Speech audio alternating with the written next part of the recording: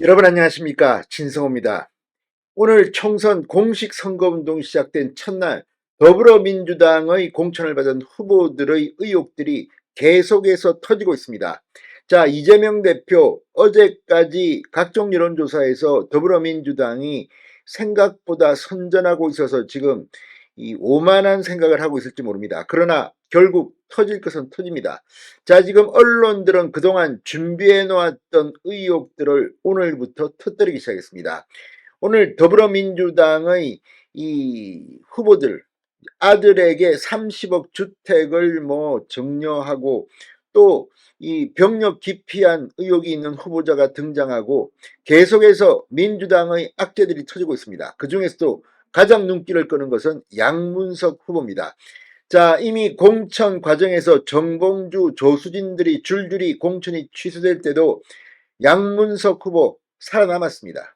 김부겸 선대위원장은 끝까지 양문석 후보를 비판했지만 이재명 대표는 양문석을 살렸습니다. 그런데 그 양문석 후보가 또 터졌습니다.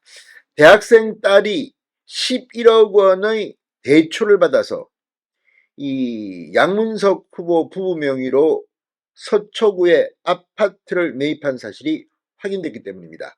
문제는 이 대학생 딸 20대입니다. 경제활동, 돈을 벌고 있는 것 같지는 않습니다. 그런데 11억 원을 어떻게 대출받았을까요?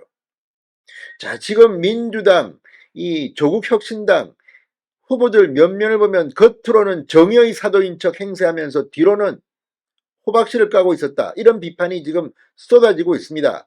물론 대출을 받을 수는 있습니다. 그런데 문제는 지금 양문석 후보가 신고한 재산은 10억 원이 안 됩니다. 그런데 이 아파트는 30억 원 가량 되는 고가의 강남지역 서초구 잠원동의 아파트입니다. 그런데 딸이 11억 대출을 받았다? 이거 주택담보대출도 아닌 것으로 보입니다. 왜냐하면 이 지역은 투기지역 이런 것 때문에 10억 이상 아파트는 담보로 대출이 불가능하다고 합니다. 그런데 딸이 11억 원을 대출받았습니다. 자, 지금 2030들이 각종 인터넷 커뮤니티 SNS에 이걸 보고 지금 분노하고 있습니다. 아니, 도대체 민주당 후보들, 정치하겠다는 사람들이 이게 뭐냐? 물론 이게 불법은 아닐 것 같습니다. 그러나 지금 이 서민들의 고통을 우리가 보듬겠다는 사람들이 뒤로는 지금 갭 투기에 아무튼 일반인들은 상상하기 힘듭니다. 게다가 지금 민변 출신 변호사라는 사람들이 뒤로서 했던 이런 투기 의혹들을 보면 기가 막힙니다. 이런 사람을 공천준 이유가 뭐겠습니까?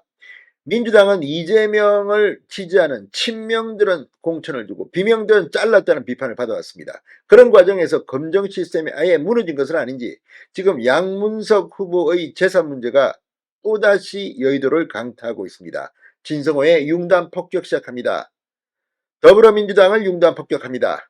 방송에 앞서 아직 진성호 방송에 구독자가 아니신 분은 붉은색 구독 버튼 눌러주십시오. 더 좋은 방송으로 보답하겠습니다. 자, 지금 이재명의 공천 이번에 13일 동안의 선거기간 중 터지면서 아마 민주당 이제 완전히 혼으로 몰리게 됐습니다. 자, 지금 조선일보의 단독 보도로 시작된 이 양문석 후보 의혹, 이 경기도 안산갑에 출마한 양문석 민주당 후보, 서울 서초구 잠원동 아파트 구매에 20대 대학생 딸 명의로 받은 대출 11억 원을 동원했다는 의혹이 제기됐습니다. 중앙선관위에 게재된 양문석 후보의 이 재산 신고 내용을 보면 양 후보는 서울 서초구 잠원동에 있는 137.10제곱미터 규모의 아파트를 본인 25%, 배우자 75%의 지분율로 공동 보유하고 있습니다. 대법원에 이 아파트의 등기부 등본을 조회해보면 양 후보는 2020년 8월 6일 이 아파트를 배우자와 공동 명의로 매입했습니다. 국토교통부에 등록된 이 아파트의 당시 매매 가격은 31억 2천만 원입니다. 그런데 아파트 매입 8개월 뒤인 2021년 4월 7일 대구 수성 새마을금고가 이 집의 채권 최고액 13억 2천만 원의 건저당권을 설정한 것으로 확인됐는데 채무자로 오른 사람은 양문석 후보의 장녀 당시 20대 대학생이었습니다. 여기에 공동담보 명의자로 양 후보자 부부도 적혀 있습니다. 자, 지금 이걸 보면 일반인들도 이렇게 대출을 받을 수 있나 싶기도 합니다. 이번 총선 후보 등록 재산 신고에 양 후보는 장녀의 수성새마을금고 대출 11억 원을 신고했습니다. 장녀의 예금은 150만 원이었습니다. 자, 지금 SBS에 따르면 양문석 후보 장녀가 받은 대출은 주택담보대출은 아니었던 것으로 보입니다. 문재인 정부 당시인 2019년 12월 16일 부동산 대책에 따라 투기지역, 투기과열지구 등 규제지역에서 시가 15억 원 이상의 아파트를 구입할 때는 주택담보대출이 원천 금지됐기 때문입니다. 이 규제가 풀린 것은 2022년이니까 이 당시는 이게 해당되지 않습니다. 자, 지금 이런 걸 보면 도대체 민주당은 뭐 서민정당이 이렇게 이야기하면서 아니 재산이 10억 원이 안 되는데 30억 아파트를 사고 딸이 11억 원을 대출받았다?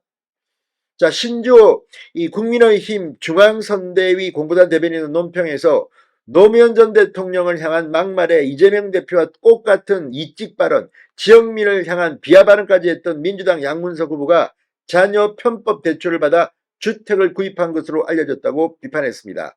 양 후보의 장녀는 최근 몇 년 소득세나 재산세, 종부세를 납부한 내역이 없는 것으로 볼 때 경제활동이 없었던 것이다. 경제활동이 없는 20대 대학생이 11억 원이라는 거액의 대출을 받은 것이라고 비판했습니다. 양 후보 측은 송구하다는 입장을 이미 밝힌 바 있다. 기존 언론에 밝힌 해명 외에는 밝힐 내용이 없다고 했습니다. 이재명 대표 정말 이번 공천 개판인데 이번에 유권자들이 이걸 표로 심판해야 하는데 참 총선 기가 막힙니다. 지금부터 민주당 내리막길을 걸 겁니다. 진성호의 융단 폭격이었습니다. 여러분 감사합니다.